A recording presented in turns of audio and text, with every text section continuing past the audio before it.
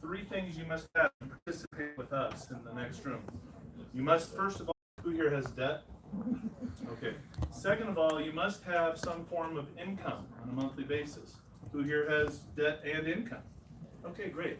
The third thing you need to have is a line of credit. Some people use credit cards.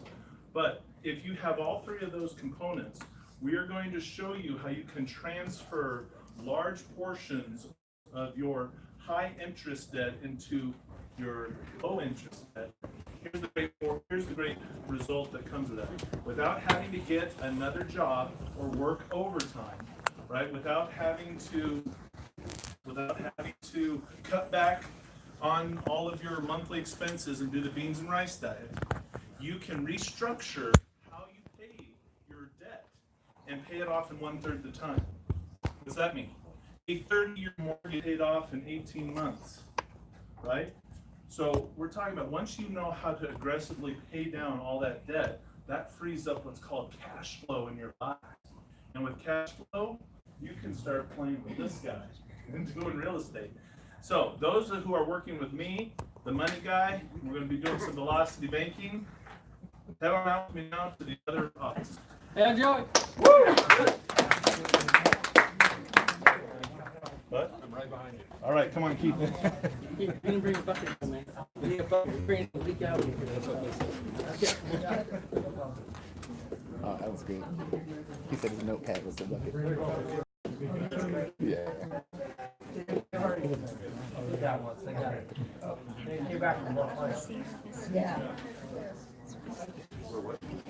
All right, perfect. Okay, so this is the weekly schedule of what takes place during the training. So this is Thursday nights, there's orientation, and then there's the masterminds that are taking place. Also, what's taking place is velocity banking with Joseph. Now, Saturdays, we'll talk about that before the end of the day. We do workshops, intensives, and property tours. We'll talk about where the property tour is this weekend. Would you find that beneficial to actually go into projects and be able to ask all the questions you want, find out about how it's funded, how it's going through, what pitfalls to watch out for? Because just like every single real estate project is unique. Who has actually completed a fix and flip? Okay, so did you have some learning experiences? Very much so. Every time there's a learning experience. So your job is to learn from others. We all learn by failure. It doesn't have to be wrong. And that's really what we're doing here. As we learn to collectively Learn from what not others. to do, and it will Priceless. celebrate it. Does that make sense? Okay, so next, what we're gonna, now the people actually really have to do their work, because right now we're going through what is a training called Real Estate Red Flags. These are the things to watch out for, okay? These are the ways that you can lose money.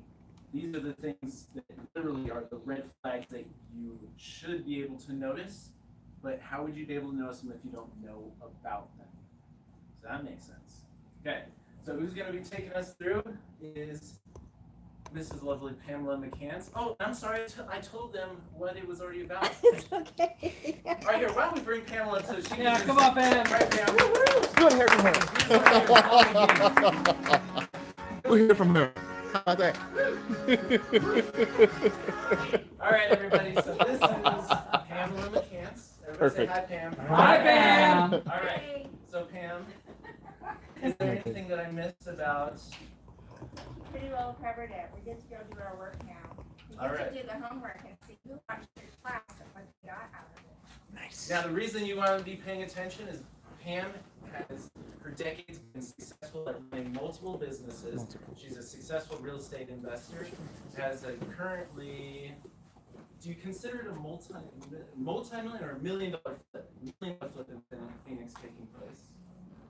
Yes. And the hope is to make $500,000 or more. $500,000 for that project. Or more. So that's the lady Awesome. around with. All right, everybody. Follow Pam if you're in her Success professional embodied in a class. woman. Pamela McCants. Awesome. All right, so yeah, they're going to be doing some work over there. So what actually happened is during the week, their job was to, so during I can find it. Did I skip it? Yeah. Barely. Find out where I'm Here I am. I'm just going to go through John's presentation. That's all right. There you go. Okay, there you go. All right. Up, up, up. Okay, so there's these classes. There's just way too much time during the week for me to teach you what I already know. I needed a system on how to learn how to do real estate. That way I can plug in and do the beginning steps. As I progressed, so here I was when I started, and now I've elevated myself. I'm about here. So if you haven't done any real estate, you're going to be starting where I was. I'm just not that much further ahead of you, but there's things that I do now that you just don't know how to do yet. So your job is to learn how to do these beginner steps, and as you progress, it's so then I'll be moving a little bit. We're moving in the same direction, and then when you're not running around knocking on doors anymore, then we'll bring in the next stream of people to start running around knocking on doors when you're just more in the office and handling the higher end issues. Does that make sense? There's a system to this. So what the real estate red flags is, that's right here. And this is taught by a guy named Chris Alvin, who is he's a teacher, and on a teacher salary, acquired over 300 properties. Is that pretty impressive? So he was talking about the real estate flags. So what they had to do during the week was watch about 4 hours of that, go through a training, and then now what they're doing is they're masterminding on what they actually do. Does that make sense? And then so what Joseph is over there doing is he's training on velocity banking. Now he's doing a mini training on velocity banking to really start the gears rolling. This actual training is about 6 hours long. It's intense training that just completely shifts where your mind is. Because what we have been trained about finances is really beneficial for the banks, and we want to become banks. So we can't do what the banks do. Because we want to go We have ahead to do something and different. go to that class. So that gives you a little Okay. idea of what is taking place here. John's going to go through and he's going to train you tonight on some other things and really get a feeling for what you're going to be experiencing if you are So, enjoying. what we're going to be doing right now is moving out. So I'm going to take it right back. I'm Why going don't to you? introduce Who here loves moving? Now, why should you be listening to John? You like moving? John is a good buddy of mine. I like moving, especially when it's up, right? Especially when it's out, a place that you don't want to be, right? Out and in to a place where you do want to be, right? That's where we want to take you guys. There's someone today who was just mentioning how they need help. What's going on here? They need help. And, you know, we definitely don't mind helping, right? But you know what we need to see? Man, for us to work with you one-on-one, we need to see commitment, right? And commitment, man, it goes both ways, doesn't it? Commitment. Hey, CJ, I trust you. You know, let's go ahead. Let's do this. And once you commit, I commit as well. And we're going to be committing. We have committed to a whole bunch of people. And what we've committed is not only our time, but also our resources, so that now these guys are getting thousands of dollars in business credit and also in personal credit. So I think that's amazing to me. So I'm gonna go up in here. We're going to be going through a real estate foundations class right now, but we're going to be going through them to get to our velocity banking class. Okay, so hold on.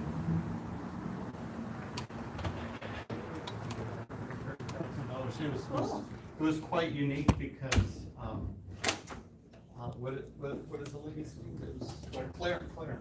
It said, where can I meet? Did you hear that? $130,000, folks.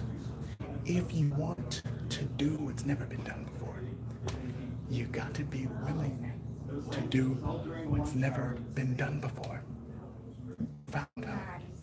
So let me go ahead and get you in here. It's dark. Can you see my teeth though?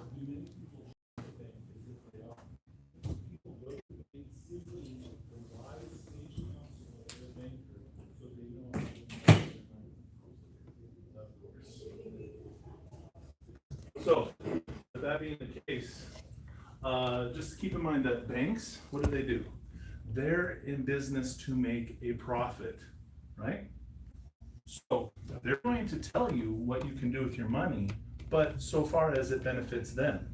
It would be nice if it also happens to benefit you as well, but they're, so that $5,000, when it comes in, it either goes into a checking or a savings account of some kind. Now, I drew this big circle up here because this is a pie. And when you live in this manner, cash comes in and you put it into a bank account and then you spend it, right? You start cutting up the pie. We're living on what we call a cash basis mentality. That's cash that's in this pie, right? And so if we have a serious breakdown of our vehicle, right?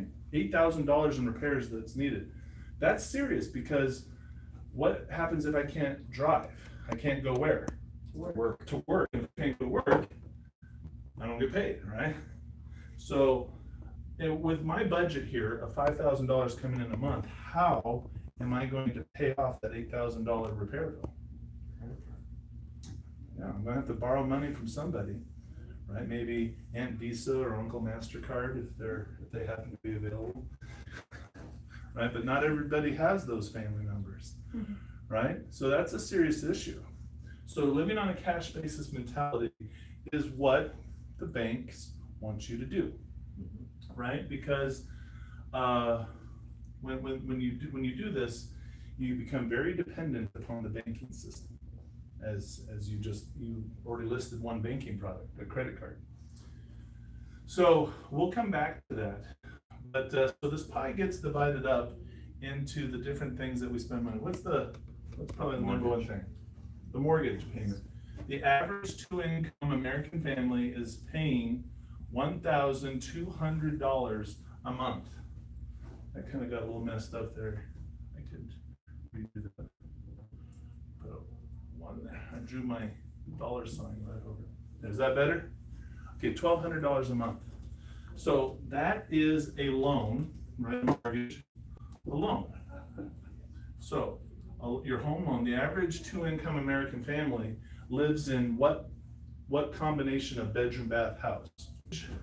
The average debt that they're carrying on the 3-2 is $200,000, right? And that is at 6% interest. All right, you guys following me so far? This making sense? Okay, so if it's a $200,000. Looking at my budget, because this is exactly my situation when I left Portland. Well, if they have $200,000 of debt that they're carrying on the property, typically they had to put 20% down to get there, so that the value of the house is probably $220,000, right? But this is the debt that's carried. Is that the same for everybody? That's just me speculating and making a guess here. Right, so this is where we're at with a home loan. Now, two-income family has 2 cars, right? 2 cars means 2 car payments, right? The average car payment is $300. So if you have 2 of them, how much are you paying? 600. All right. So you're just making sure everybody's awake here. Okay. I'm gonna turn on my little personal fan here. I love those things. I've been watching. That's okay. So your auto loan. So the average amount of debt that Americans are carrying on one individual auto loan is $13,000. So if I have 2, what is the amount I'm carrying? 26. So I got 26,000. And the interest rates are all over the place because the auto people are paying with different. They're playing around with 5-year. They're going out to even 72 months now. Sometimes you're as low as 2%. Sometimes you're as high as 9%. So we're just going to throw in the average of 5. All right. Everybody's in a different position when we're there. Okay. So this one was the first shocker that I encountered, was people's credit cards, right? It's everywhere you want to go, right? The average two-income American family is making minimum payments of $600 a month to cover all of their credit expenses. Now that's a bank product, so we're gonna write that over here, a line, or lines, right? So we have lines and we have loans. So they're carrying, average, $15,000 limit, but they also have a $12,000, this is a shocker, balance. Now, when I looked at those, like, I don't have no $15,000 limit on my cards. Of course, I was poor at the time when I first saw this 6 years ago. But then I became a little bit more educated and I realized that, well, this is averages, and also this incorporates people who do have HELOCs, people who do have personal lines of credit, people who have overdraft accounts, right? Anything that's an issue of credit. Some people have money market accounts or they have pensions that extend an additional line of credit attached to those. So lines of credit that people have access to. You know, I want to take a moment right now to ask you, what is the difference between a line of credit and a credit card? There is a difference. Most people use that synonymously. Credit card. Anybody know the difference? Anybody want to impress us with your singular knowledge of the subject matter? How about I just tell you? You guys want me to just tell you? Yeah. Okay, with a credit card, it's a little piece of plastic, as you all know, and there's these great introductory rates of like 0% interest for 6 months, 12 months, 18 months, 24 months, right? They always got something great going on there. Now, you can go, where can you spend your credit card? Everywhere. Everywhere. Are there some things that don't take credit card payments though? You. Yeah, your mortgage doesn't, they're not very keen on it. In fact, your auto payments probably don't want to do that. You can sometimes, some do. Majority of the mortgage issuers and the loan, paying off loans with credit cards basically is something that the lenders typically frown against. It doesn't mean it's not possible, but it is difficult to do. They don't make it easy. But anything that I need to purchase, right, I can put on a credit card. What if I want to pull money off of a credit card? What's that called? A cash advance. Now, what happens to the, oh, by the way, I'm sorry, I forgot to write that. These credit cards that they have, they're at an average, the national average is 21% interest. Now, if I do a cash advance, what happens to my interest rate? It goes up 30%, right? And if I have, let's say, if I have $10,000 credit card as a limit, how much cash can I pull out? All 10,000? Usually not. No, only about a third of what my limit is what they'll let me pull out. Okay, so now we understand that's credit cards. Let's talk about a line of credit. You can invest A line in, of credit, like is it ever equipment, offered at clean a vessels? 0% interest rate You on can a line of invest in some credit? equipment. Anybody ever seen 0% HELOC? 0%. So You can you're gonna invest see in- those at about Do 10, you have business 12, credit? 14%, right? You're locked in to an interest rate. Got that? Now, when you get your line of credit, does it come with a Jesus, help with a clean little vessels. card that you can use and swipe anywhere you want? Not usually. What does it come with? A checkbook. Yes. So if I get a $10,000 personal line of credit and I want to pull out $10,000, can I do that? Yes, I can pull out all $10,000. Am I going to jump up to 30% interest? So if it's at 12% and it's locked in, I can pull out all that money at that interest rate, right? So you guys see there is a difference. Credit cards give me this great 0%, right? Balance transfers, all this wonderful stuff, and I can use it at point of sale. Lines of credit, can't use it at the point of sale, right? And I don't get 0% introductory offers, but I can access all of the cash at a very low interest rate. All right, so definitely need to understand the difference between the two. Velocity banking was designed around line of credit. Now, there are differences, as you know, between lines of credit and credit cards. So later on, when we get there, I'm gonna show you a little bit of the challenges that you can face if you try to go using a credit card. In fact, I wanna say, you need to get educated. The biggest danger is you leave this room and you're like, oh, I saw Joseph Jesus, I'm gonna go run out and do it. Some people do it, and some people have tremendous success, and I take full credit for it. But some people go out and they fail miserably, and I take no credit for that. All right, so I'm gonna just try to make sure that we process all of this. But let's go back, let's also talk another thing about credit. All credit is what? All debt is bad, No. evil. Right? You guys have heard that. Come on, everybody's heard that. Right? This is something that we all know, because what happens if you don't pay your credit card bill? You get sent to collections. And then if you don't pay at collections, then they file a what against you? Judgment.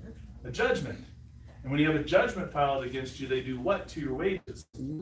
They garnish your wages. Never get that It again. destroys your credit score. Everything goes down the tubes. You can even lose your job depending on where you work, right? Because some jobs out there, especially if you're a government employee of any kind, they have stipulations that you can't have wage garnishments to be a government employee. So that's a pretty big deal. So people who get in a lot of trouble with credit, there's a reason, right? It's not for not for nothing. But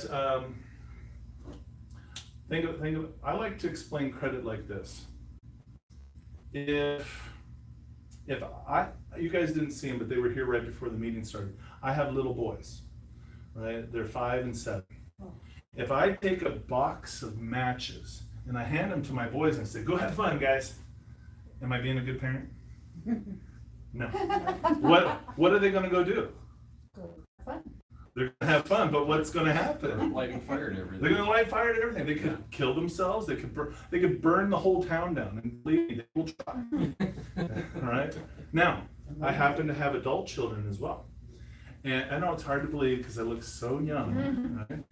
But so my 19-year-old son who likes to go camping, I hand him a box of matches. Am I being a bad parent? No. So we're out at the campsite. What's he gonna do with that box of matches? Start a fire. He's gonna start the campfire. And then what can we do with the campfire? Marshmallows. Yeah, we can roast some marshmallows, right? S'mores. What else?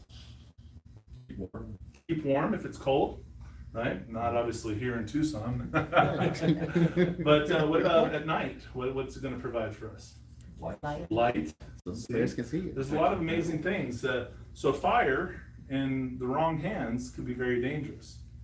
So everybody that's a guru out there of credit treats you like you're the 5-year-old. Okay? Credit's bad, stay away from it, cut up the credit cards, get away from that. Right? Because they have problems. Right? Because how did this happen? How did they reach $12,000? Well, the $8,000 repair came up. What are we gonna do? Well, got this credit card, put it on the credit card. Oh, but guess what? That comes with a credit card payment. Well, I didn't really factor that in because I can't afford that. So now what? Well, maybe we can float the power bill and not pay it this month and then try and catch up. But then that doesn't work because the next month you're still behind and you got to pay the power bill. But maybe we could float the phone bill or the cell phone bill. I mean, does that happen to anybody? Or am I the only one who's ever done that? Trying to be creative. Okay. So, but before you know it, you can't ever get ahead. One domino. I mean, the way our credit system works is once you get behind, you can't recover. So you need gas, so you swipe it on your card, and you guys need to eat, right? Because you guys are falling behind, and before you know it, in a very short period of time, you have a $12,000 balance. You couldn't pay it off before when it was 8. You certainly can't pay it off now when it's 12. So what are you going to do? You're just going to pay the minimum amount that you can, that you can get away with, right? So every month, 21%. 21%. The bank's got you right with it. Second time before I have any balance on my card. Oh, there's a $300 purchase on me off of interest? No. None, because it's calculated on whatever balance I carry over from one through the billing cycle to the next billing cycle. So if I pay off what I use within the same billing cycle, they don't make any money off me. So does the bank want me using my credit cards like that? That's not in my best interest. No, they only want me to use my credit cards in case of what? Emergency. Emergency. So that I put something huge on there that I can't afford to ever pay, so that then I get to pay them forever. I mean, how long is it gonna take you to pay off a $12,000 balance on a credit, just making the minimum payments? 426 years. That's on the low end. You get to send this debt onto the third and fourth generation, okay? Congratulations, great grandma. You just paid off your credit card bill. All right, so that's really how credit works. But here's another thing with velocity banking. There's another thing that can be done with FIRE that I find very inspiring. About 50 years ago, I think it was, we used FIRE to launch a man off of the planet Earth and send him all the way to the moon. And we used FIRE again to bring that man safely back home using a science called rocket science, right? It's pretty fantastic stuff. But do you see that swarm help us to see, right? I mean, we can do. Metals, old glass. There's so much that we can do. It's a tool, right? But when you understand velocity banking and you start applying it to your business model, let's say it happens to be, I don't know, real estate investing, because that's what I do, you can really launch your business to the stars, okay? That's my little sermon, I give that every week. But if you truly understand this concept and you incorporate it into everything that you do, it's going to free up so much cash flow, and it's going to reduce the amount of debt that you have. That, I mean, it's going to be ridiculous how quickly things get paid off, and then how you can then leverage what's been paid off to go buy something else. And then you use velocity banking to eliminate that debt, and then you leverage all this equity, and you go get something else. It's a great strategy. Is lifestyle. This number is different for everybody, but for a 2-income American family who has no kids, $1,200 a month is their water bill, their electric bill, their food bill, gas. It's just, I mean, do they go out to the movies? Entertainment. Right? Do they go out to the bar? Do they stay home and play Yahtzee together? I don't know what they do. Right? Everybody's, I mean, you could be married with 8 kids and mother-in-law lives with you, right? That's going to be a way different monthly bill, right? Your utilities and everything, food bill, than this. So this is different for everybody, all right? You guys following me so far? You picking up what I'm laying down? Okay. So the next area where people put their money in is savings. And so this one threw me off. This is where I thought this didn't make any sense, because according to the government, people are putting away $1,400 a month into savings. Really? I've never put. Have you? No. Well, see, I put a little break in here because the government considers anybody who has like a 401k, an IRA, any kind of pension, annuity, anything that, even though it's not really savings, they just lump that all together. Like, oh, okay.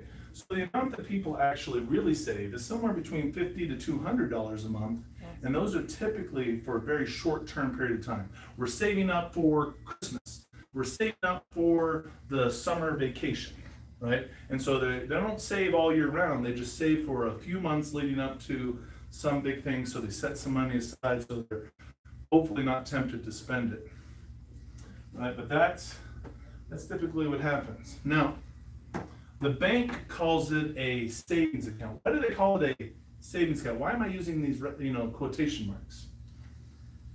Appreciation is higher than the rate of savings. I can't hear you, I'm sorry. Depreciation is higher than the rate of savings. Yes, we're gonna cover that. That's, you know where I'm going. That's But nice. that's not why they call it a Very savings good. account. He just jumped ahead to the conclusion. Well, then we can leave. Yeah. They don't call it a savings account because it's in the bank charter, they don't even call it a savings account. Yeah, it's, Their lending pool. This is their lending pool. So who would like to set up an account and give money to the bank so they can go make money, you know, at 6%, 5%, 21%? Who wants to give the bank money so they can go make money? Anybody? well, we feel sorry for them because they, you know, they're poor and. Well, when you, the banks weren't getting a lot of people to participate when you called it that. Hey, come participate in the lending pool, right? Because we'll give you, what, a 0.1%, right? Now, there are high yield accounts, right? So let's talk about high yield. Massive. We're gonna change that to high yield, right? That's what happened. But you brought up something. What about inflation? Yeah, What's inflation at right now? Anybody know? 3, 3%? isn't it? That's right. 3%. So what's that mean? So every day that your money is in the bank, you're losing money. That's what that means. Yeah, that's the conclusion. But for those who don't know what inflation is, do the cost of goods go up every year? Does the value of our dollar decrease because some smart people think that quantitative easing works, right? It just deflates our dollar, right? Right, so we have the valuing of our dollar, right? The buying power of our dollar is less every year than it was before because it's a fiat currency, and then the cost of goods are going up, which gives us our inflation. So this 3% inflation means that if I had $100 in a bank account a year ago today, what is it effectively worth today in today's money? $97. $97, right? So if the bank though paid me $2, right? That means that in a high yield account, I have $99. You lost $1. So let me ask you this. I want to solicit funds from this group, right? Typically I don't solicit funds, but I want to solicit funds from you. I'm going to give you a guaranteed annual rate of return of 1%, right? You can put any money into me, I will give you 1% back. 1 cent. Nobody wants in? I don't understand. Who here has savings accounts? Oh, see, you're gonna go invest with those guys, right? But you want to invest with me? 2%.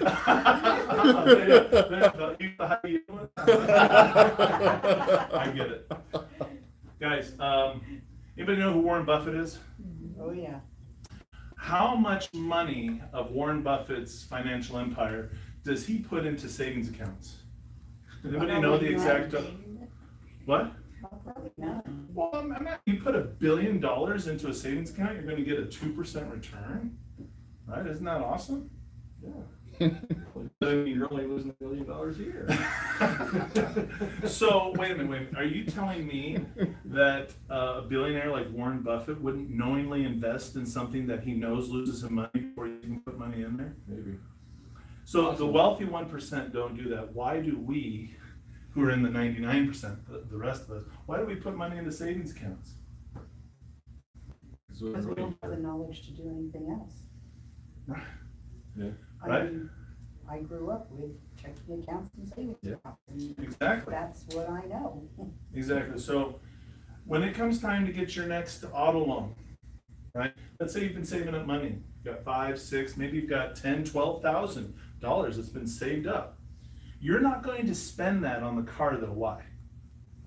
What's the money in the savings account for? In case of an emergency, right? An emergency is like life or death, right? Getting a new car isn't necessarily an emergency. Could be, but in most cases not. So instead of using my 10, 12,000 saved up in the bank, I'm gonna go get an auto loan, right? So the bank is gonna pull money out of their lending pool, which I happen to have $10,000, $12,000 in, right? And then lend it to me at, right? So is this not an awesome business model? I'm a bank, give me your money, and I'll make sure I'll pay you 1%, but anytime you need it, I'll lend it back to you at a higher interest rate, right? You want 21% interest, you want 5, right? Just lend it back to you. And it's legal, because this is the banking system. And we all participated. We all kind of know on the back of our mind, like, yeah, I have money there with you already. Why am I getting all these fees, right? Why are you still charging me? Why do you need more of my money when you already have all of my money? Right? Guys, I'm just trying to point out some things because I want you to really think. Where velocity banking challenges the paradigms off of which we already believe to be set, like you said, checking, savings accounts. Well, we're going to try some of these things upside down on their heads. All right, so if you look at all of this, so the 401k IRA, 2-income families, what are they doing? They're putting money away, right? They could put up to 10% of their weekly paycheck away. Typically, most will let them put that much away, but a certain amount is coming out, and then the company matches it, sometimes 4, 6%, 8%, whatever it is, right? So people are putting money as well in 401ks. So when you put money into your 401k, where does that go? Stock market. The stock market. Where's the stock market located? New York. Where? New York. I can't hear you. New York. New York, Wall Street, exactly. So you put the money there, and goes off to some guy out in Wall Street, a broker working for his firm, who gives it to some hedge fund manager who goes invest your money, and they make money, right? They're making money off of each transactions. They're buying things, selling things left and right. Are they like? Is that like a minimum wage job over there? Or are they like the fat cats? Are they like the wealthy 1% over there, right? They're doing well, right? They're using your money to go make money for themselves, and hopefully make you. Yeah, what is the rate of return right now that people are getting? If they lose money, They still make money. they lose your money. Right. They lose their money. Exactly. Yeah. What is the currently, I mean, the stock market's up and down, but what's the average rate of return that people are seeing in their 401ks, IRAs right now? Anybody know that? That fantastic, wonderful number? 3%. Wow. Isn't that amazing? So is the 401 of being able to retire one day? Yeah. No, Right. actually, if you rely on this retirement plan, you're in what we call the 40-40-40 plan. You work 40 hours a week for 40 years of your life to eventually one day retire on 40% of your monthly income. Right? Now, we struggle just to live off of paycheck to paycheck.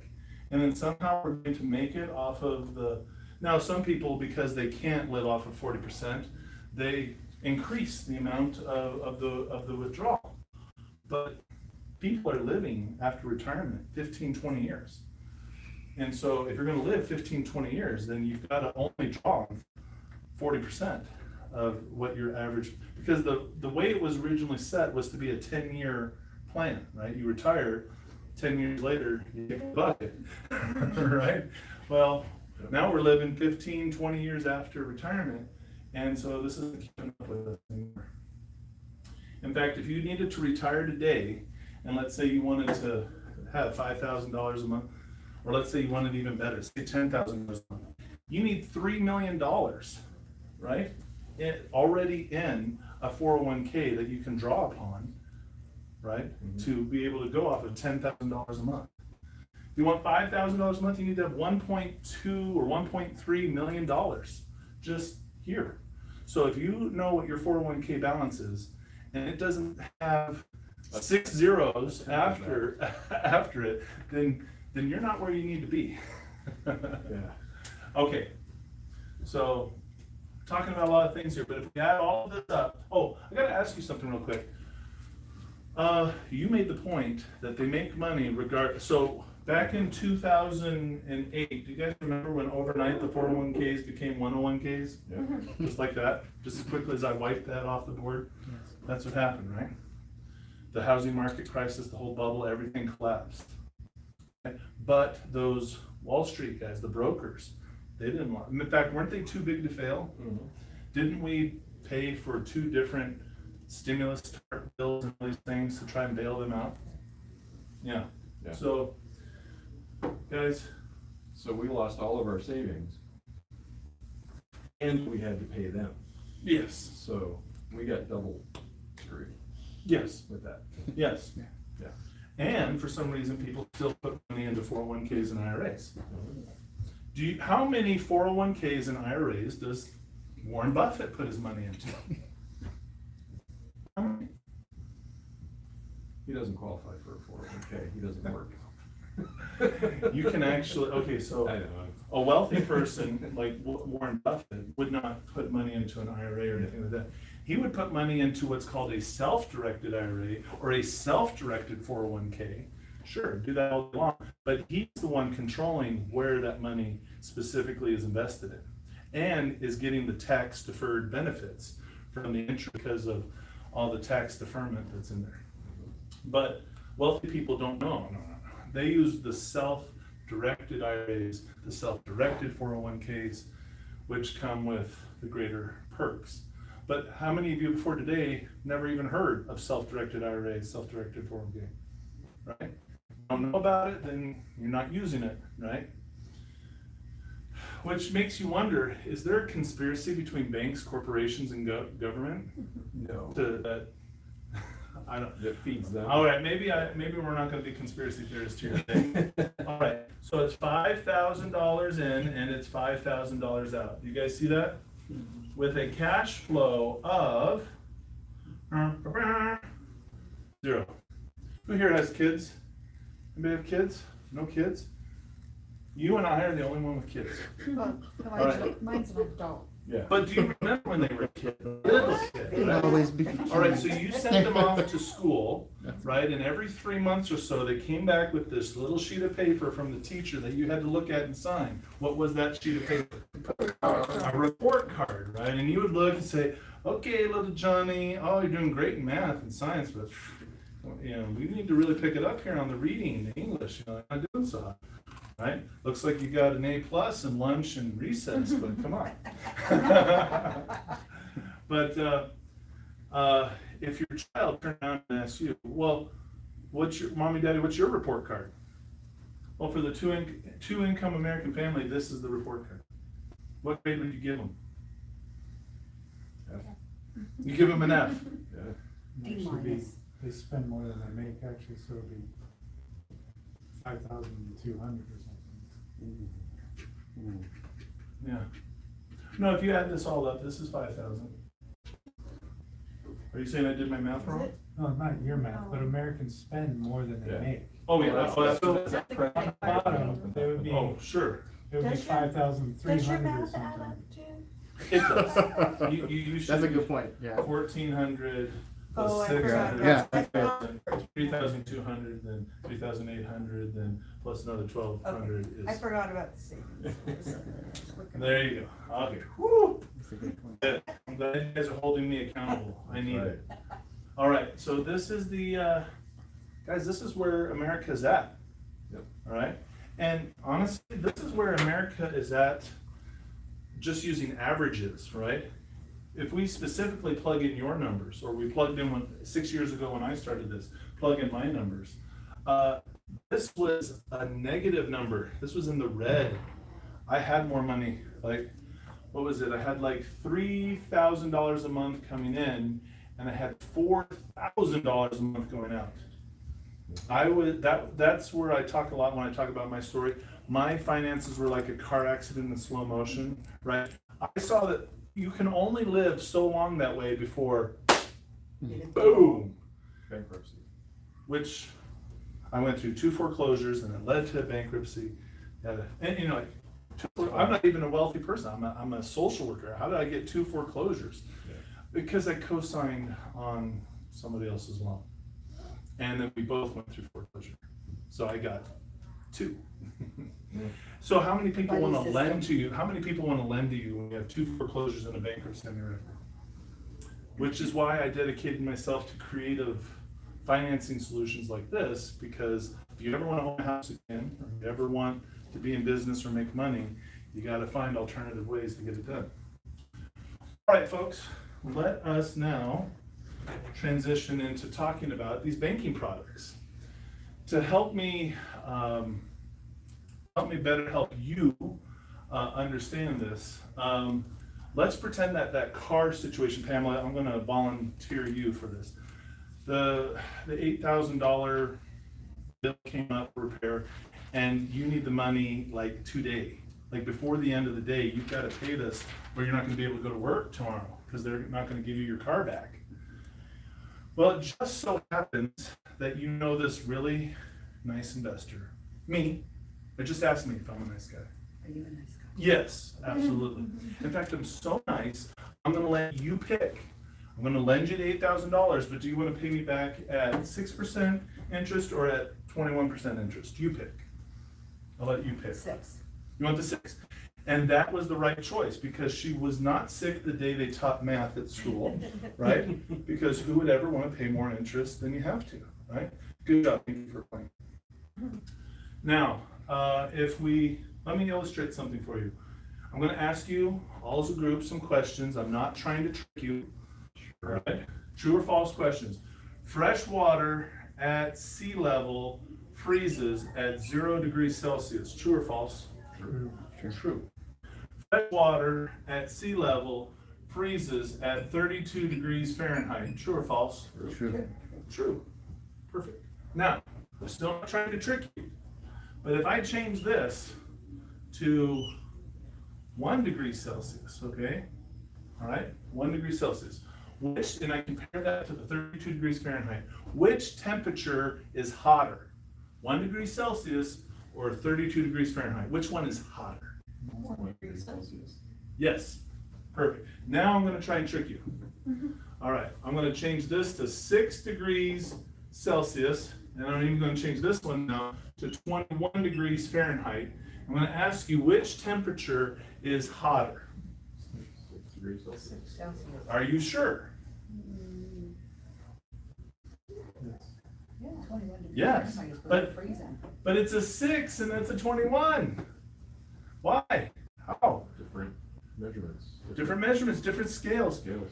Oh, hey, guess what? Did you know the bank is doing that to us over here? Did you know that these interest rates that we see are on 2 totally different scales?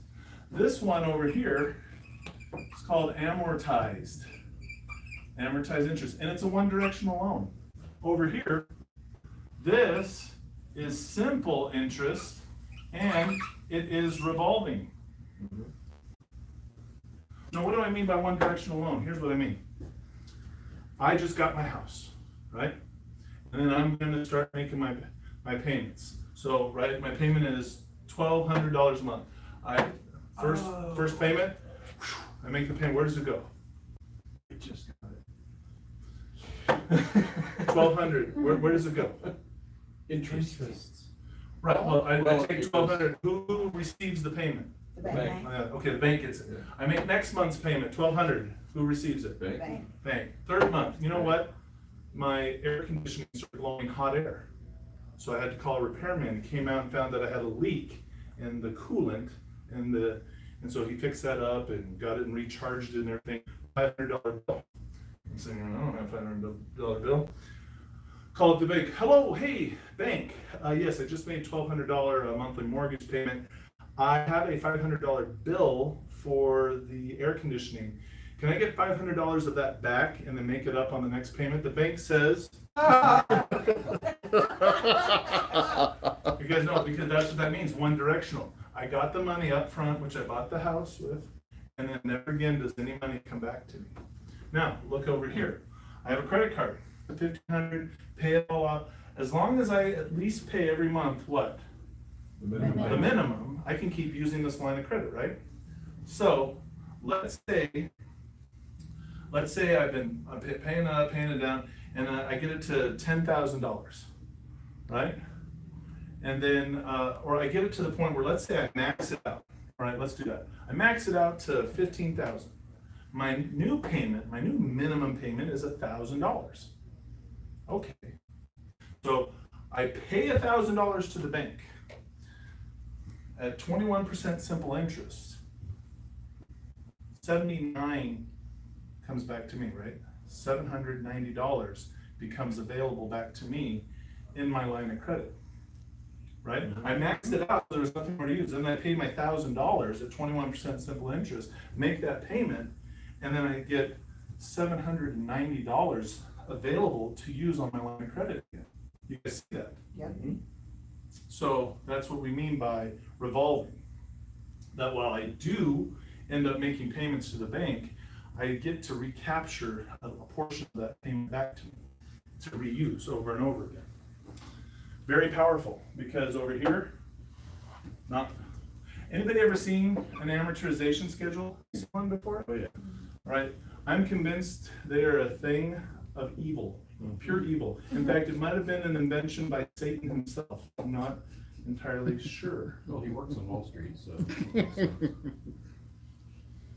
You guys seen something like that before? Yep. Right? How long is the home mortgage for? How many years? 30. 50.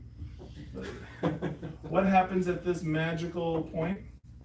You own your house. No, right here. Oh, right there. You're paying more principal than you are interest. Isn't that awesome?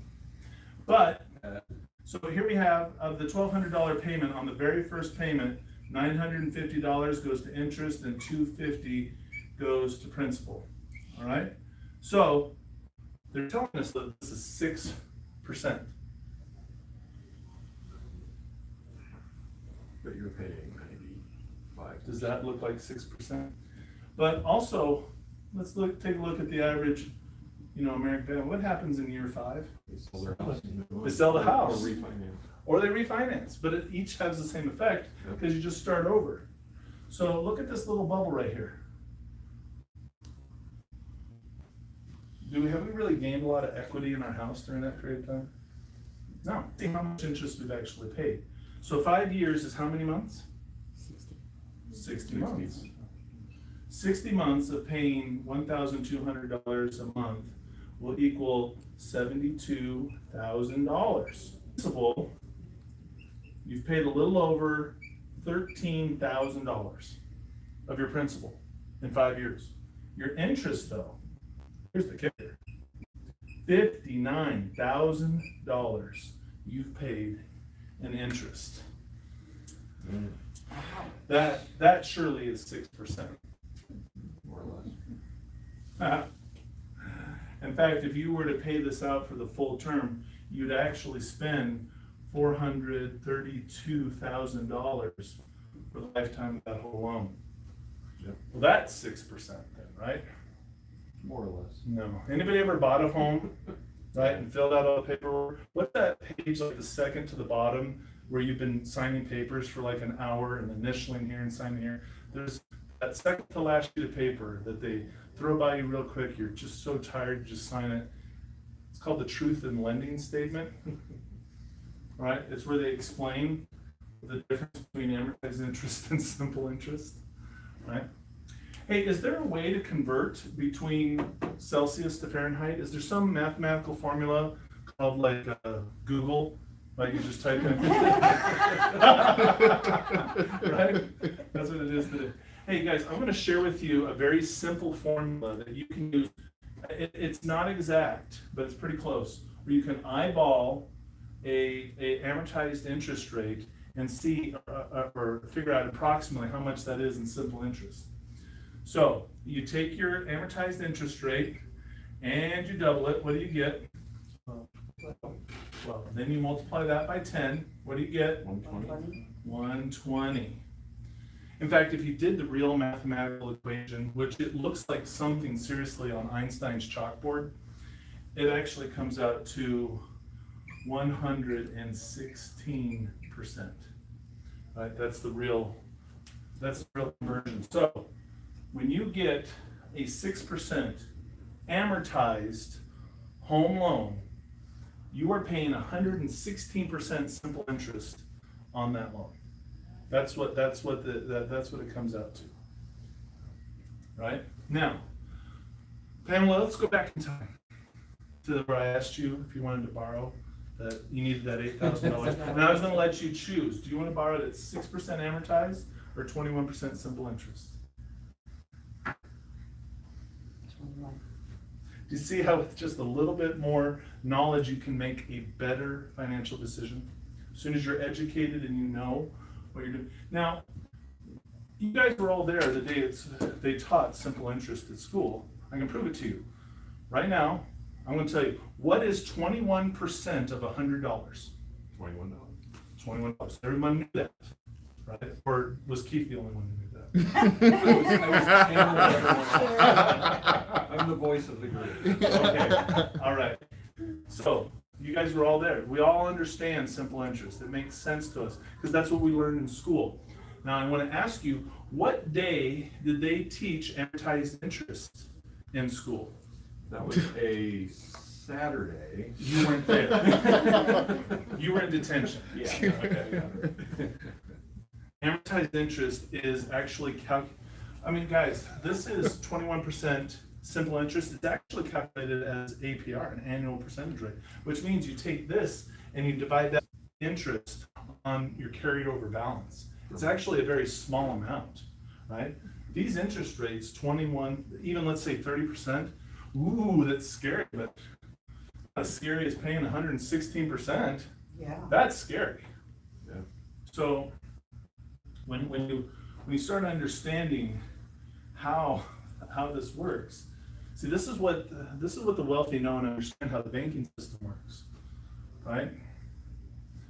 So if I could purchase a house with a line of credit, would it cost me more or less? It would cost me less, which is why I was interested in Australia. All homes are purchased on first position home equity lines of credit. That's what a HELOC stands for. Hedge, right? You stay confined in financial prison forever, connected to this house. Guys, this is how these banking products work, and you need to understand that. So if you're looking at someone's like, hey man, if I was the banker, let's say I'm working with you, Eric, I'm like, hey, you're buying that house. One or two more things. I just talked to the underwriter. We've got everything squared away, and I want to say, congratulations, you just qualified for 116%. You don't really want to shake my hand, right? No, so they realize that, okay, so amortized interest is, well, this is calculated on an annual basis. That's calculated on a daily. That's a daily cycling 6%. Compound interest, what did Einstein say is the 8th wonder of the world? Right? My wife is the 9th wonder of the world. But guys, so here's the thing that I came up with. Okay, if we change how we say this, I can give you your $200,000 loan at 6% amortized interest. Right? They just threw in that amortized, right? That's way better. And we just accepted that hook, line, and sinker. Took that all the way to the bank. Right? No, but so when they show you 6% interest, excuse me, are they relying upon your knowledge of amortized interest, or are they relying on your knowledge of simple interest? Simple interest. They're relying on your lack of knowledge. Their lack of knowledge, exactly. So, which is why a long time ago, there was laws about this, like, hey, this is not right. I was told 6%. That's why they had to put the truth in lending statement in there. But I mean, when you go to fill out documents for a loan, I mean, good grief. You were there for a long time filling that stuff out. That you don't even know half the time what you signed, because there's someone saying, oh, this is the and this is just the thing on this shirt, and then this is the other thing, and you're just like, okay. By the time and this is the truth in lending statement, I don't even care, just get me out of here, because that's always like the second to the last thing that you sign, so that you are in that mode to be like, whatever. Do they want somebody at that signing table sitting there? Oh, hold on, let me just read through all of this very carefully. Do they want No, they don't want that. All right, so this is where we're at. I haven't even yet begun to teach you velocity banking. You guys ready to learn some velocity banking? I've now laid the groundwork of where our budget's at and the difference between the banking products, and you have a question. Can you calculate 200,000 at 160 to get 432? Excuse me? Can you calculate 200,000 at 116% to get 432? How would I calculate that actually? Like, So 200,000 Oh. times. Oh, how do I convert to that interest rate? Or just by 6 or? So, I actually, just go I- ahead. I I can actually- probably figure it out some other time. well, I went online to Google, the source of all wisdom in the world, and I said, I want to know the formula to convert an amortized interest rate into a simple interest rate. And I got this huge, complex formula, but there was also a plug and chug system, so I plugged my information in, and then they spit out that number. That's So it. that's how I came up with it. So if That's that amazing. number is wrong for any reason, I blame Google. All right. Which brings me to another good point, because I forgot to start off this way. I'm not a licensed attorney. I'm not a CPA. I'm not a fiduciary, right? I actually am what's called an independent contracted marketer for Renatus, which means I have the potential to make money if you decide to enroll in the education. So you should take that into consideration of what I'm trying to train you on. Also, keep in mind that everything that I show you is for explanation purposes only. These principles don't apply to any specific individual. It is up to you to do your own due diligence to check out and to make sure that everything that I say is factually true and accurate. All right? So, to answer your question, okay, if you take 200,000 and multiply it by 2.16, the reason it's 2.16 is because you have 1, right? 200,000 times 1 is 200,000, right? So the 116% interest is above and beyond to the initial amount of money. So that's how much you're paying in interest. So if you take 200,000 and multiply it by 2.16, which is 216%, you get $432,000. Make sense? Keith obviously works for Google because that's just where I got my information. I'm a programmer. Well, there you go.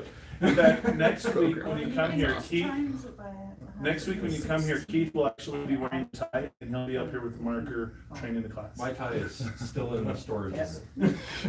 Okay, you guys ready to learn some velocity banking now? Yes. All right. So velocity banking. We're going to take all of our income. We're going to bypass the. We're not going to go into the checking account anymore. We're going to put a swath straight to our credit card. We're going to put all $5,000 onto the balance on our lines of credit or our credit cards. Right? So when somebody showed that to me for the first time, that was step one. I was like, you lost me. Right? I just took all of my income and paid off a credit card. How do we make the house payment? How do we make the car payment? How do we eat? Right? As you can tell, I'm very concerned with where my next meal's coming. So, but let me explain a couple of things that happen when you do that. First of all, when you do that, do you have to budget anymore for the $600 minimum monthly payment? No, because I've overpaid it, right? I just made that payment. Right, I made beyond that. It's not actually a factor anymore. So where does that $600 go into my monthly budget? It's no longer considered part of my expenses, right? So I have to change this number to $4,400. Where's that $600 end up? Cash flow, that's right. I now have just freed up $600 in cash flow. Now, for those of you who have 401ks, IRAs, savings accounts, here's my recommendation to you. Don't give people your money so they can go make money. Get educated, learn how to invest your own money, all right? Because I guarantee you that you care more about the success of your money than some guy out in Wall Street, right? Than some banker at your bank, all right? So we're not going to put this $1,400 average away anymore. We're going to not budget for that. We're going to take control, because using velocity banking, we're going to find some very interesting ways that we can use that money to make money. So now if I take that out, now my expenses are 3,000. So where'd that 1,400 go? Cash flow. That goes in my cash flow. Now, if these numbers up here on the board don't represent yours, don't worry about it, because your numbers are going to be different. When I started this and I put all of my different expenses that I had here, I initially freed up $500 a month. That was my cash flow. But you want to know something? You got to start somewhere. And as I show you, this grows. Okay, so guys, let me conceptually tell you the principles behind velocity banking before I show it to you. Right, W-2 wage earners, right? They use their cash as currency. What does that mean? That means that's what, you buy everything with cash. That's everything in the black, right? Money comes in and you spend it, right? Yep. Currency is the medium of exchange. You give up your cash, right? And in exchange, you get something else of value, right? But what do the wealthy do? Do the wealthy do the same thing that the W-2s do? No. Okay, so they use leverage as currency. What's that mean?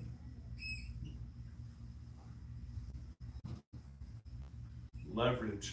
That means they use somebody else's money.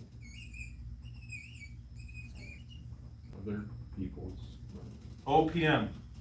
Not to be confused with opium. Right? We're not talking about it. We're talking about other people's money.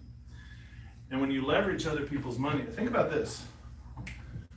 Has anybody ever sat and imagined, what if you had $1 million? What would you do if you had $1 million? Right? Come on. No one's ever played that fantasy in their head before? Okay. Yeah. Okay, I would pay this off, and I'd give money to Aunt Betty over here. I want to help this person, and then I would do this. And okay, we all think about that. But here's what the wealthy do. If the wealthy have $1 million, they would not spend a dime of it. They would use $1 million to go leverage for themselves $10 million over here, and use the $1 million to make the payments on the $10 million. So if a wealthy person has $1 million, they're thinking, what can I get for $10 million? Right?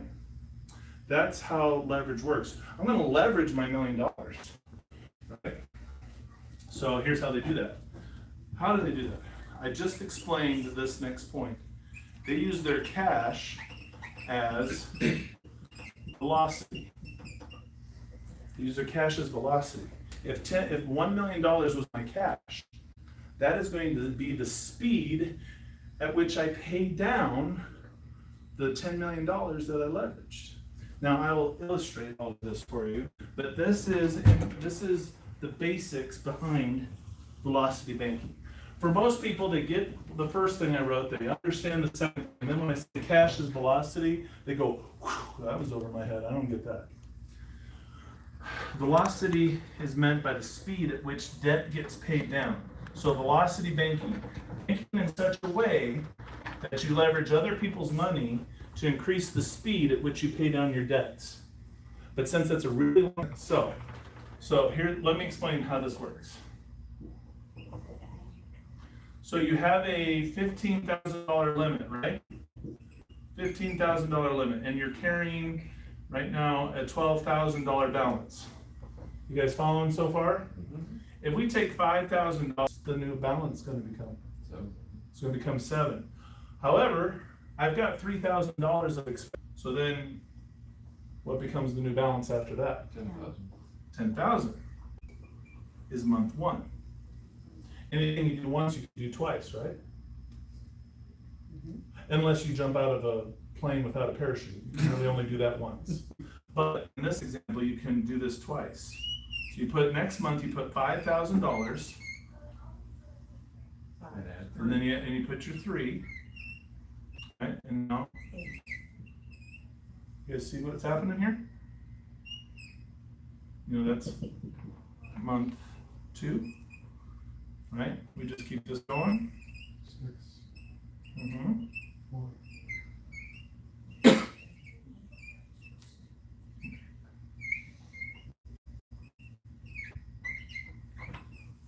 That's 2. How many months does it take if you see which I'm paying down my debt? So here's my balance, 12,000. Because of my cash flow, it's getting paid down at $2,000 a month. So if I start with a $12,000 balance, how long until that's zeroed out? 6 months. You got it. Now, if we were making the minimum payments on that $12,000 balance, would it be paid off in 6 months or 6 decades? 123 years. Yeah, there you go. So, guys, this is velocity banking. So let me go ahead and answer a couple of the questions that I typically get at this point. Question 1 is like, wait a minute, if I'm not putting any more money into savings or 401k, what happens if there's an emergency? Well, okay, guys, let's talk about the rules. You've got some rules to follow. First priority is this, your line of credit is used for emergencies. Second thing you use it for is debt pay down. Third rule, you use it for assets. Okay, at what point am I ever going to use a credit card to go on vacation to Hawaii? To buy a big screen TV?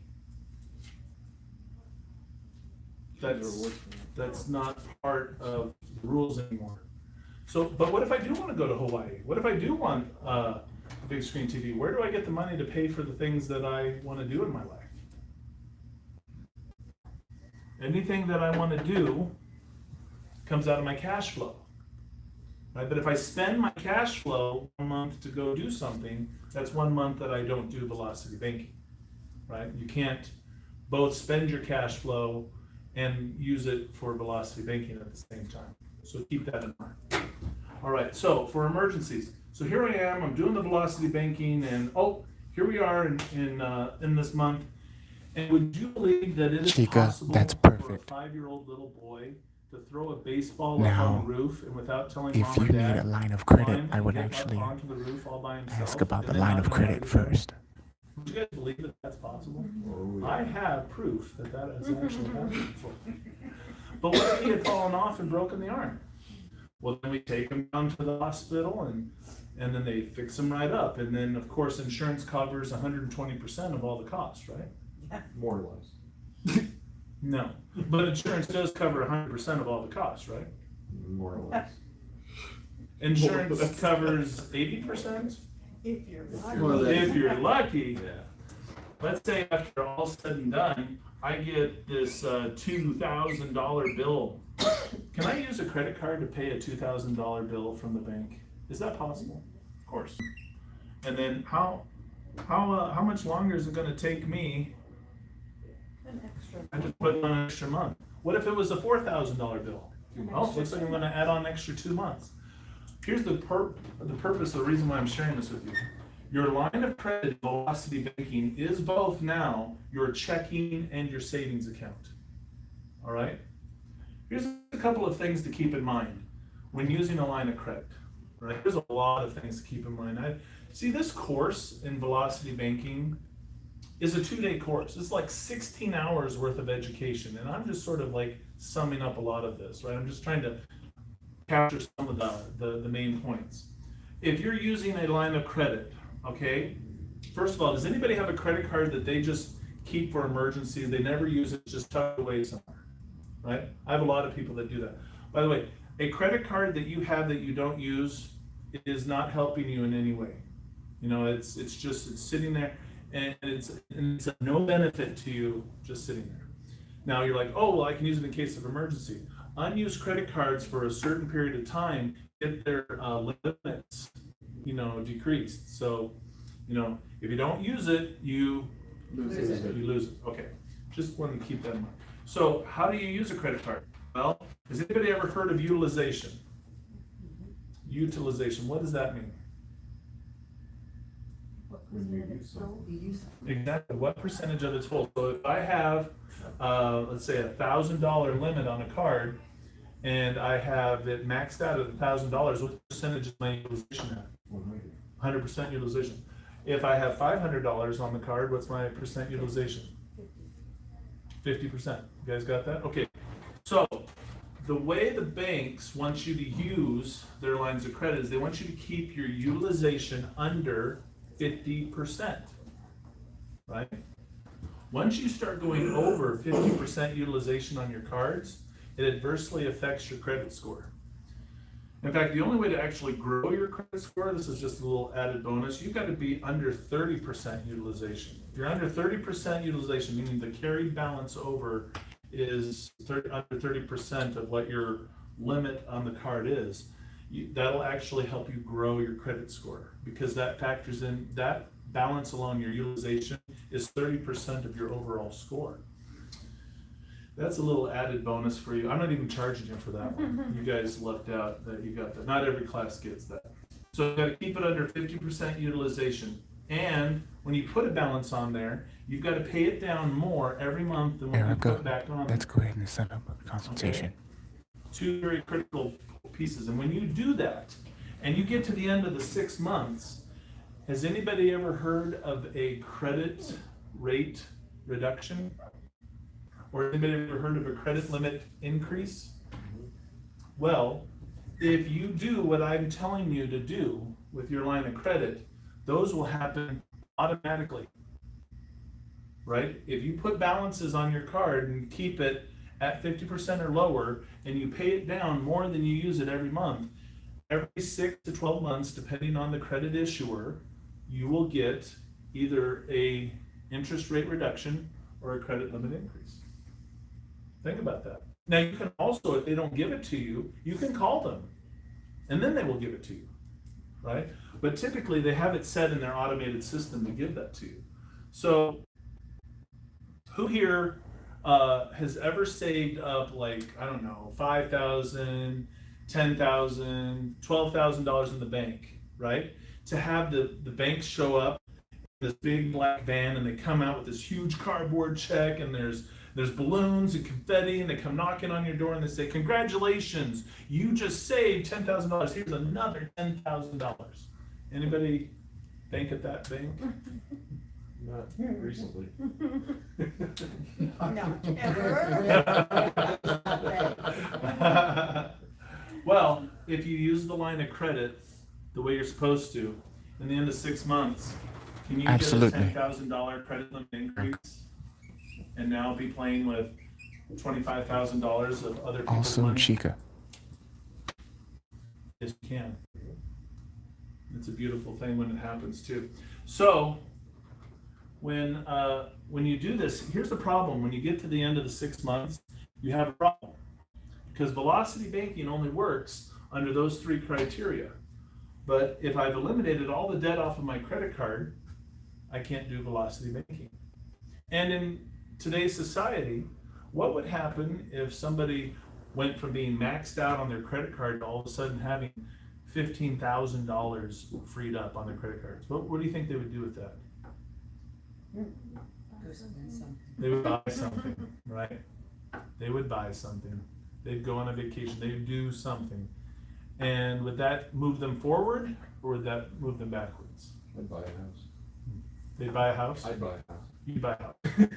Well, yes, right, but you're supposed to, see see that fits, that's one of our 3 rules of using lines of credit. But if you're not using, if you use your line of credit for anything other than these 3 things, then you're hurting yourself. Okay, so, but we have a problem because now we have a line of credit and it's been extended now to $25,000, but there's no debt on this card. I can't do velocity banking without debt. What are we going to do? We gotta create some debt. We got to get some debt. Pay down your loan. Yes, I've got all this loan debt over there. How about that? Let's go do that. So, Another question that I get a lot of times from folks is, well, the bank won't let me pay my mortgage with a credit card. Well, it just depends. There's a lot of ways to do this. First of all, we talked about the cash advance. Could you do a cash advance on a card? And that would jump your interest rate up to 30% simple interest. It's better than 116. It is. Now, keep in mind, some people are like, but I still don't want to do that. It's like a principle. I will not do that. Okay. Can you get You sure credit can. cards I'll go ahead and linked post it to on your this list. checking account as overdraft protection? Yes. Yes, you can. Whatever bank you bank with offers a credit card, and typically within one of their programs, you can have use your credit card as overdraft protection. Oh, so if I leave no money in the checking account and then write a check for the $1,200 rent, what happens when the mortgage company goes to cash that check? It gets cashed and the money goes onto your credit card. Oh, so maybe I can pay those things. I can't give them a credit card directly, but if I had a line of credit, can I just take the checkbook for the line of credit and write the, yeah, of course. So all of this works best with a line of credit, but if I had a credit card and I needed to use it, in some situations I can get it done there as well. But let's say worst case scenario, I don't even want to mess with any of that.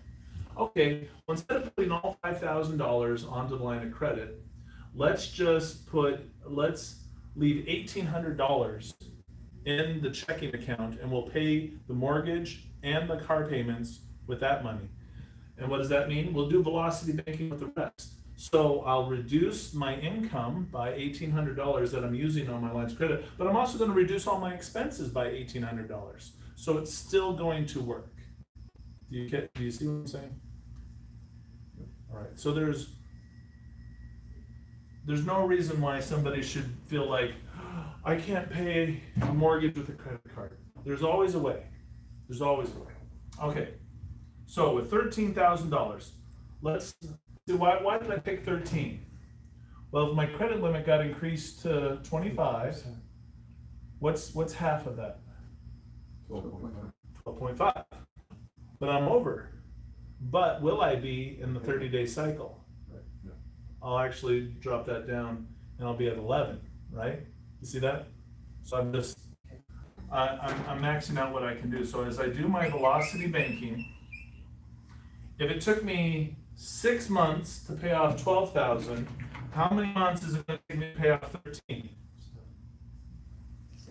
6.5 months. Okay. But seven billing payments, yeah. However, you know, 6 of one, half a dozen of the other, same thing.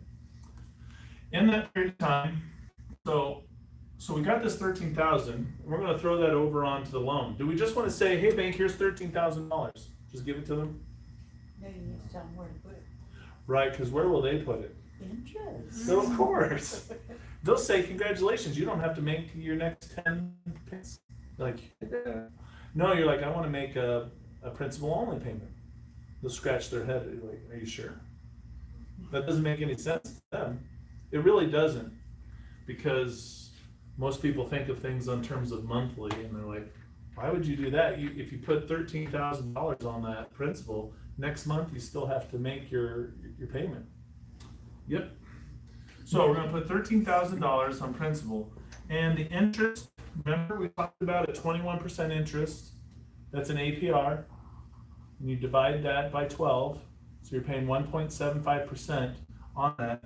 Means that the interest paid would be $1,490, if I did my math right. If I didn't, it's your fault. You got to check it. I gave you this. Now let's take a look over here. How long did it take me to pay down $13,000 when I was making my payments? 5 years. 5 years. And how much interest that cost me? $59,000. Okay, let's look at velocity banking. I just paid $13,000 down on my mortgage. and it cost me $1,490 in interest. So do you see, not only is it faster, but do you see that it's cheaper? Yeah, because you're You just paying say essentially 14,915, about $15,000 in interest. Yeah. $59,000 in interest. Exactly. Guys, here's what happens. Here's the cool thing. You're like Marty McFly, and you get into your DeLorean and you travel into the future or back to the future, right? And when you do that, look what you get to skip over. You get to skip over all of that interest payment. You don't, your amortization schedule is recalculated now due to the new principal payment. You don't have to pay that, it would be somewhere around like $50,000 in interest. So, that was awesome. Could we do that again? After that 6.5 months or 7 billing cycles, Eric, right? Can we do that again? Sure. Do it again. You do it again and you do it again. Guess what happens? ... 5 years later, you've paid off this entire house. Whoa, in 5 years, I only paid down $13,000. In the next 5 years, using Velocity Banking, do you see an extremely different? Velocity Banking helped me. In this scenario, I'm already 5 years into the mortgage, right? Now, if I started at day one and did Velocity Banking, it's paid off in 10 years. And you paid, Instead of paying it off in 30 years. and you paid $30,000 in interest instead of $232,000. In fact, yes, I think the math on it when I looked was you save $111,000 total in interest by using Velocity Banking. So you save time and interest paid. Guys, that's Velocity Banking, right? Because now if I don't have to pay that house, I own the house free and clear, right? This is paid off. So what happens to my cash flow? Well, my expenses, they go down to $1,800, right? My cash flow now goes up to 3,200. Now it's been 5 years. I probably paid off the auto loan, but it's time to go get a new car. Right? It probably is. So let's say I want to get a new car. The average amount, you know, around 13, 14, 15,000 is what somebody's going to pay for a car. And how long would that do is you take your handy dandy calculator and you figure out whatever it is you want to buy and you just put it into your little calculator. So 4 months. I'm looking at, say I'm looking at a sweet ride and I'm like, oh, I want to get that truck and it's $20,000 and then I divide that by 3,200 and then I'm like, oh, that's paid off in 6 months using Velocity Banking. Is that good or is that good? It's good. It's nice. And then, well, if I needed 2 vehicles, so, you know, we got my truck first. And then we get the wife her Cadillac, and then bada boom, bada bing, you know, in 1 year, we both got our new vehicles. That's pretty cool. But then we've essentially eliminated the need for having the auto paying. So now my cash flow is at 3,800. Now take a look at this. At any point during the time I'm doing Velocity, did I have to get an extra job? Was I working overtime? Did I have to press the kids into child labor? You know, in some sweatshop? Right? No, my lifestyle, look at my lifestyle. At any point, did we have to cut back? Did we say, sorry, beans and rice diet? No, we didn't have to cut anything back. We didn't touch our lifestyle, and I didn't have to increase my income. I restructured how I paid everything using lines of credit. I made my Velocity Banking, and the speed at which I pay off my debt is incredible because here I am, 5 years later, maybe after I get two new vehicles, 6 years later, and I have 2 vehicles that are brand new, paid off, and I have a house that I own worth let's be conservative. I know obviously there's appreciation, but let's say it's still worth 220,000. All right? What could we possibly do with that 220,000? Line of credit to buy a house. Okay, so let's take a look at my credit here. If I'm doing this the right way, what do you think happens to my credit score? If I'm using, oh, it's gonna go up. And then my ability to apply for loans is based off of my debt to income ratio. Well, wait a minute, what debt? All the income's still there, low debt. So how am I gonna qualify for, I mean, with an excellent credit score and the nil on the debt to income ratio, am I gonna get the best terms possible at the max amount that can be borrowed? Yeah, sure, you betcha. So we're gonna go get ourselves a HELOC, a home equity line of credit. All right, now we've got our home, it's free and clear, but we don't want to leave it that way because that's a big low-hanging fruit for somebody to come and slip and break their neck and sue us for everything we own. So we need to encumber the property again to protect ourselves. So let's go get ourselves a home equity line of credit. Now, is a home equity line of credit a loan or a line? Is it amortized or is it simple? Simple. Is it one directional or is it revolving? Guys, we love HELOCs. Okay, so a HELOC is going to go into first position, a first position home equity line of credit. Now, the banks, the best that you can get right now in today's economy, if you have an excellent credit rating and you know the best debt to income ratio, would be to get 90% LTV. What's that mean? Loan to value. Loan to value. That's going to be the total amount of the 200. So the value of my property is 220,000.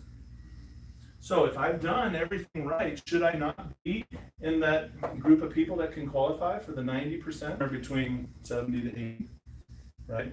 If you don't have great credit and you don't have good debt to income ratio. But let's base it off of the fact that we did all this velocity banking the right way. At $220,000, I'm going to come out with a $198,000 HELOC.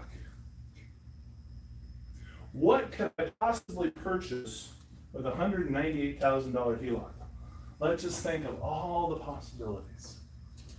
A boat? No. $2 million apartment complex. There you go. There you go. All right. Here's some. I mean, there's. You need. Interest rate is the HELOC. This will probably, if you did everything right, this would be at 9%. And today, right, the best interest rate you could probably get on a HELOC. Now, us mere mortals, you're probably getting 12 if your debt to income ratio isn't right where it needs to be, or your credit score is, not in the 800s, right? So you're looking, somewhere like that. But now, there's so many different ways to invest that money, and I'm sure if you're a real estate investor, you've got so many different tantalizing ideas. But I'm just going to show just a very simple strategy that a lot of people, at least in the novice community that I know, have done. My mentor, the guy that brought me in to do this is what he does. So with $198,000, and using strategies such as subject to contract for deeds, options, all-inclusive trust deeds, seller finance notes, all manner of ways to get into property that the Renatus education teaches you to use little to no money of your own, leverage your $200,000 HELOC and go get yourselves 10 houses, right? Ownership stake in 10 houses, but there's still all the encumbrance of the debt that comes with that. Then all you do is you put tenants in all of these houses to pay for financing that's already in place on that. And if you charge a high enough rent and it's in a good enough area, you might be bringing in, let's say $300 of monthly cash flow. So what's that do over here? What if we take the current cash flow and then we just tack on an extra $3,000 to that? What's our velocity banking going to be like now?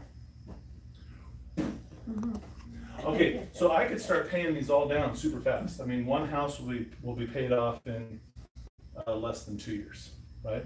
And then the next one's always gonna be like a month and a half faster than that one, cause it just snowballs to the point where like the last house, if you wanted to, gets paid off in like 6 months, right? So you just keep shaving time off of that. But that takes time. I mean, the total time that it took you to get to that point, this would take like 10 more years, right, to own all of those free and clear using velocity banking. Not a bad way to go. But here's how, why not just start working on pushing down the value and paying down the debt on all of these first 5 and just making the minimum payments on these, so that here's what you do. In the next 5 years, right, all of these are paid off significantly. There's very little still owed on these. And you use the profits off of these to pay off the other 5. So in half the time, right, I could take 10 years to get 10, or I could just do 5 years to get 5. But with the average rent being $1,200, right, a month, and I own these free and clear now, and I've taken classes and I know all about all my tax and legal strategies and how to mitigate and do cost segregation and how to take advantage of every tax write out there. All of that's going to flow to my bottom line. So $1,200 times 5. What do I got? 6,000. Okay. So tell me, do I need to work my job anymore?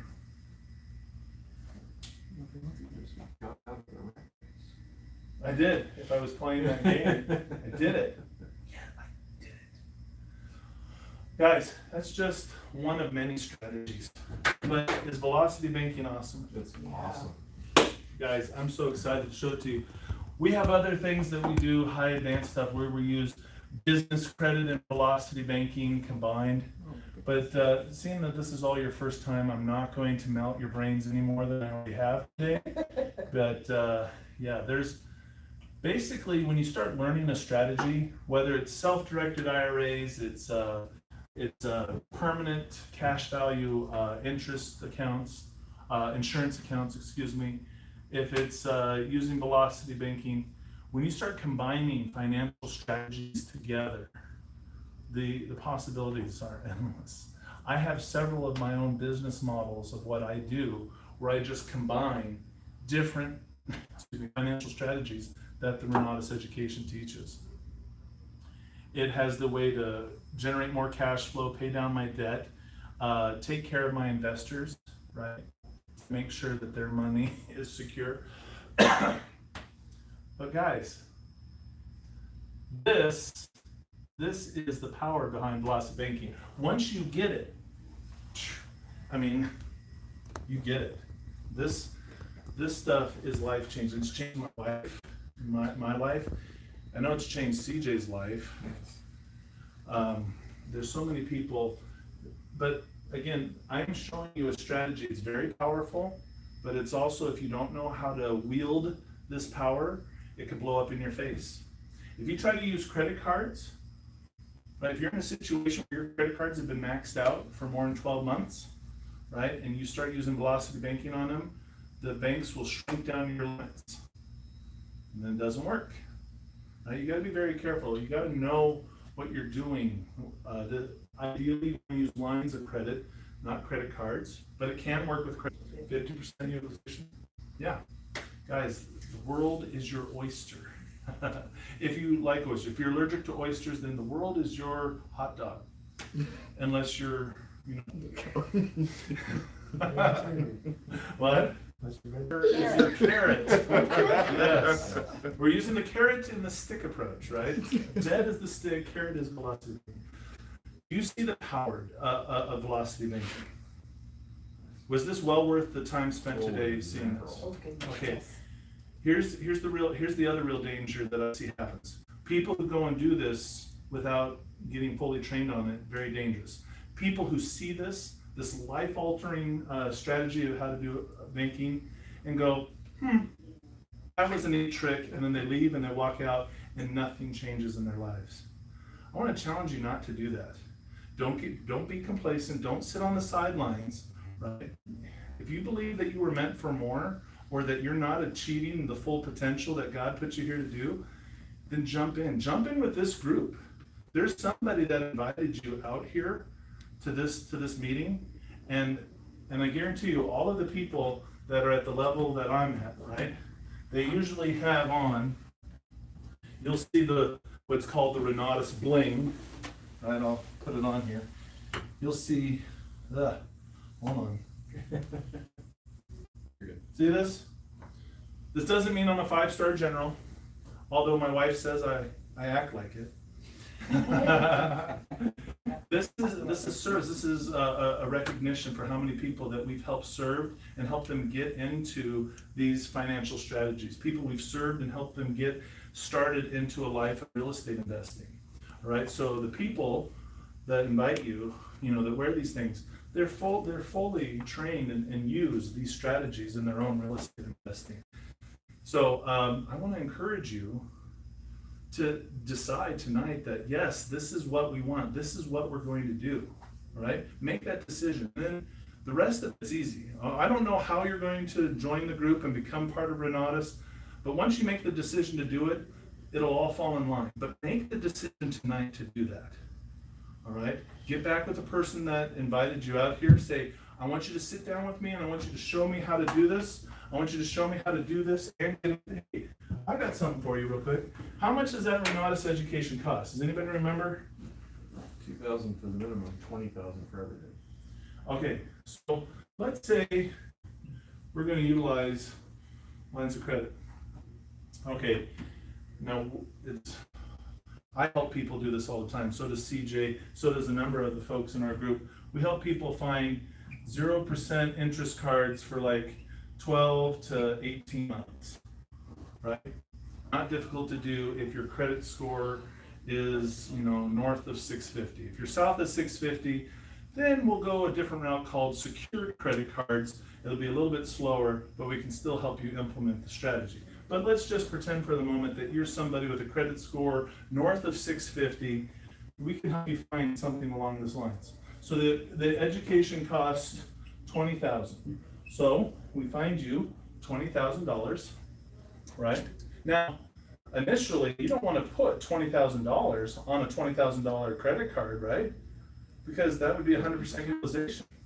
It would affect your score and all this stuff.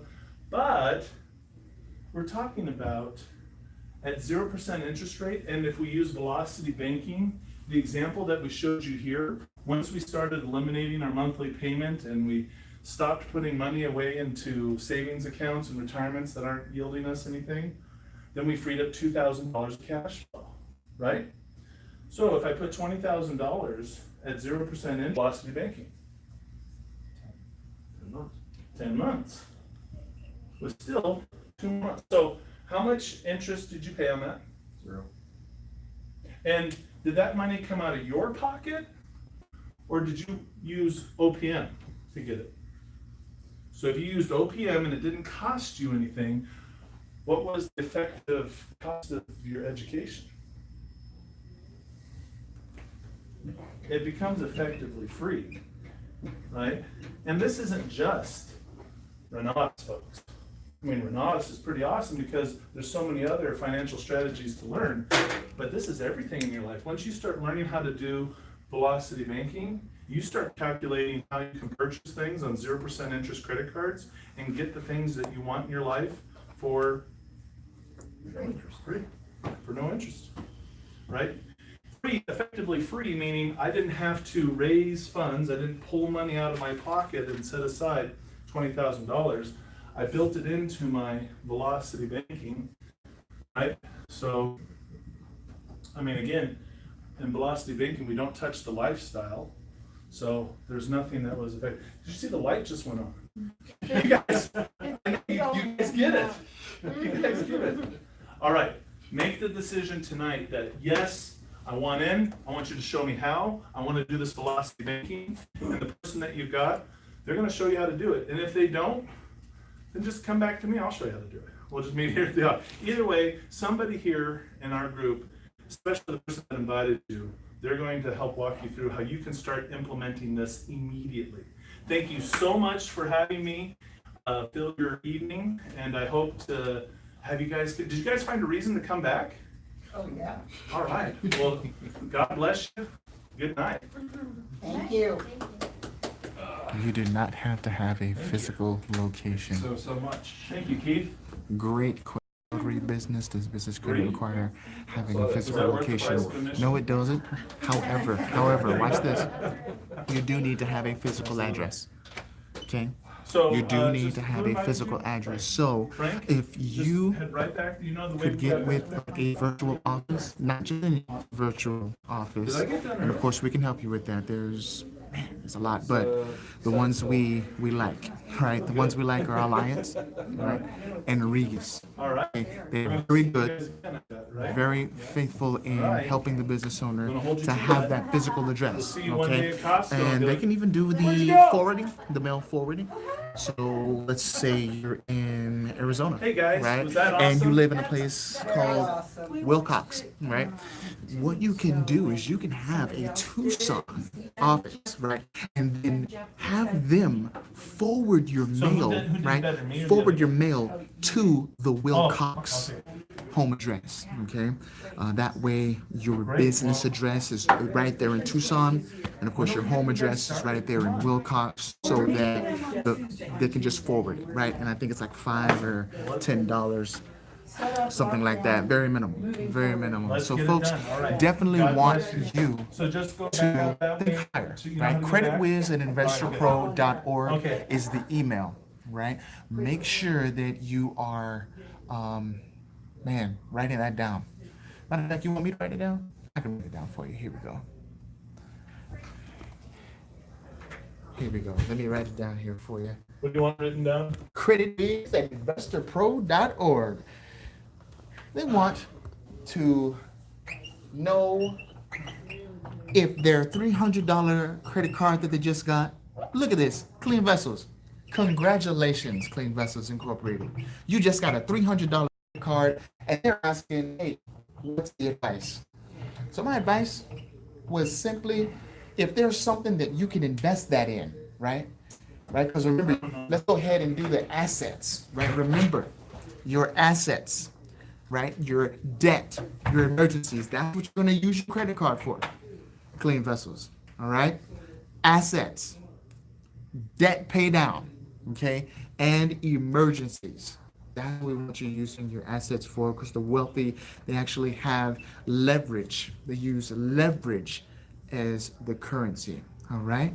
Very good question, Clean Vessels. And there's some more questions here. Hi, CJ. My auto loan interest rate is way too much. Okay, very smart man. What's your advice on this? And my advice was go ahead and make sure that you have a line of credit first. I believe you'll get so much further with that line of credit. If the line of credit is not a choice, then of course the credit card would be a choice. If your credit card, right, is not a choice, then go ahead and get with a company called Plastique. You can actually pay things that don't normally accept a credit card with this card called Plastique, right? They connect your credit card with their card, all right? And it's a very, very great way to pay simple interest instead of the amortized, right? So good. Erica says, I have the vendor credit and 2 years business tax returns. That's awesome. Erica, what we need to do is set up a consultation, CreditWiz at investorpro.org, all right? And you said that got no response to the call, huh? Okay, all right. So I tell you what, let's go ahead and remember this email, okay? We'll go ahead and set up a consultation for this weekend.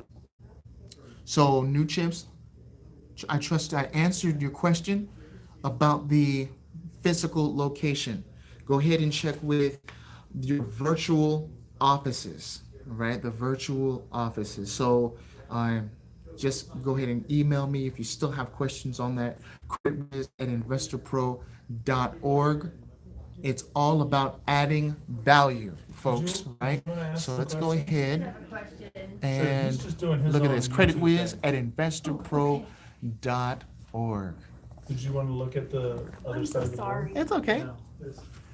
There it is, right there. No, I remember. I said it's on the other side. Here, just flip the board. Oh no, Oh, no, it's- no, no. I'm done. Oh. himself.